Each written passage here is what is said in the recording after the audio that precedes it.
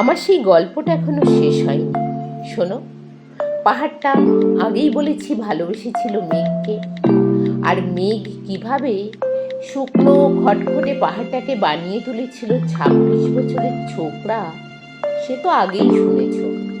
সেদিন ছিল পাহাড়টার জন্মদিন। পাহাড় মেঘকে বললে, আজ তুমি লাল শাড়ি পরে আসবে।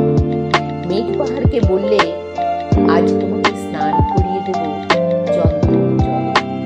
ভালোবাসলে নারীরা হয়ে যায় নরম নদী, পুরুষেরা জ্বলন্ত কাঠ।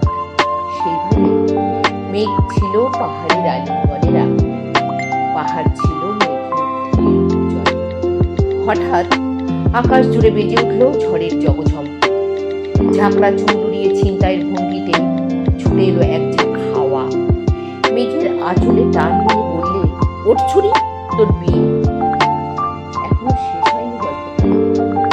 বজ্রের সঙ্গে মেঘের বিয়েটা হয়ে গেল ঠিকই, কিন্তু পাহাড়কে সে কোনোদিন করতে পারল না।